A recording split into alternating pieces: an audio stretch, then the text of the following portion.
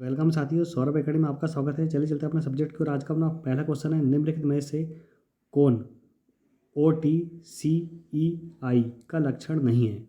शीघ्र हस्तांतरण एवं निपटान पद्धति, राष्ट्रीय कंप्यूटराइज नेटवर्किंग, स्थान रहित व्यापार पद्धति, क्षेत्रीय स्कंध विपणियों का विखंडन। तो दोस्तों से करेक्ट आंसर है डी नंबर का, क्षेत्रीय स्कंध विपणियों का विखंडन। अगला क्वेश्चन है, निम्नलिखित में से किसमें उपभोक्ताओं को अस्पष्ट उद्दीपन की व्याख्या करनी होती है? केंद्रीय समूह विधि, प्रेक्षेपीय तकनीक, परित्याजक तकनीक, अर्थगत विभेदक पैमाने। तो दोस्तों से करेक्ट आंसर है व नंबर का, प्रेक्षेपीय तकनीक। अगला क्वेश्चन अपने पास लंबवत विपणन में सम्मिलित है उत्पादक, थोक विक्रेता और खुदरा व्यापारी जो एकीकृत व्यवस्था में कार्य करते हैं। बहु माध्यम विपणन, एक अथवा एक से अधिक ग्राहक खंडों तथा खंडों तक दो अथवा दो से अधिक विपणन माध्यमों द्वारा पहुंच बनाना। डी है, दो अथवा दो से अधिक असंबंधित कंपनियों द्वारा एक उभरते हुए बाजार से लाभ उठाने के लिए अपने संसाधनों को एक साथ लगाती है। तो दोस्तों से करेक्ट आंसर है डी नंबर का, दो अथवा दो से अधिक असंबंधित कंपनियों द्वारा एक उभरते हुए बाजार से लाभ उठाने के लिए अपने संसाधनों को एक साथ लगाती है। अगला क्वेश्चन है, निवेश प्रस्तावों के मूल्यांकन के लिए निम्नलिखित में से कौन सी तकनीक मुद्रा के समय मूल्य पर आधारित है? लेखांकन की प्रत्यय दर, आंतरिक प्रत्यय दर, लाभ सूचक विधि, प्रति शेयर अर्जन। तो दोस्तों से करेक्ट आंसर है बी नंबर का, बी और सी करेक्ट आंसर है, आंतरिक प्रत्यय दर, लाभ सूचक विधि।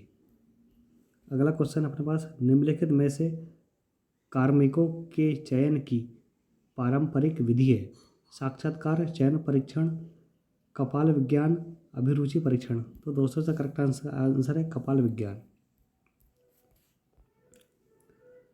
शिल्पों, व्यापारों और तकनीकी क्षेत्रों में प्रशिक्षण विधि को कहते हैं? दहलीज पर प्रशिक्षण, अनुशिक्षण, प्रतिपालन, प्रशिक्षु। तो दोस्तों से करेक्ट आंसर है डी नंबर का, प्रशिक्षु। अगला क्वेश्चन है, व्यवहारिक रूप से एकरड एंकरड रेटिंग स्केल एक तकनीक है जिसका उपयोग किया जाता है चयन के लिए, अनुवर्ती नियोजन के लिए, निष्पादन मूल्यांकन के लिए, भर्ती के लिए। तो दोस्तों से करेक्ट आंसर है सा नंबर का, निष्पादन मूल्यांकन के लिए।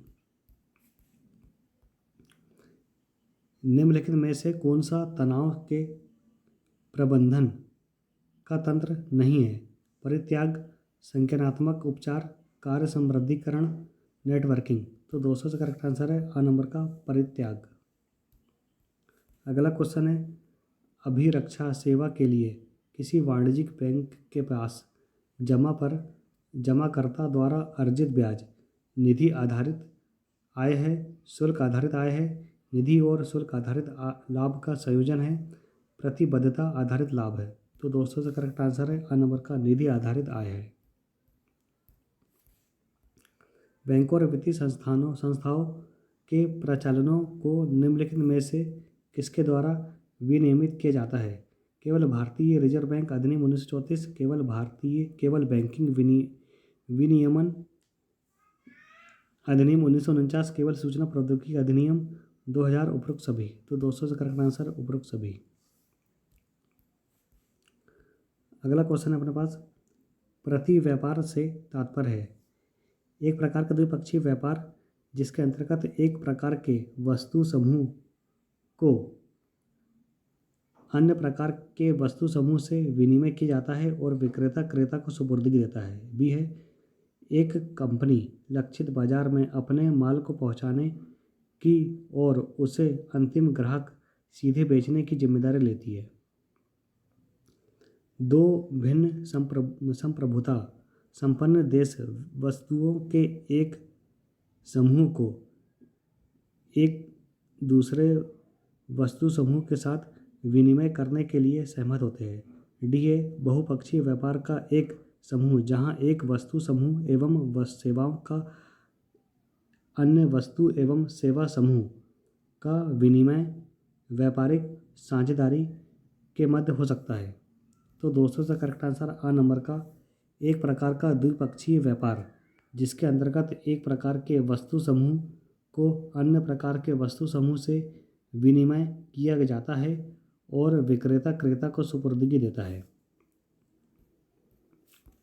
अगला क्वेश्चन है, एक विदेशी बाजार में किसी माल को घरेलू कीमत से कम पर बेचने की परिपाटी और विदेशी बाजार में धाक बैठाने के लिए माल को उत्पाद लागत पर भी बेच दिया जाता है, इसे कहते हैं सेंध करना, दलाई करना, राशि पतन और जब्त करना। तो दोस्तों से करेक्ट आंसर है सा नंबर का राशि पातन।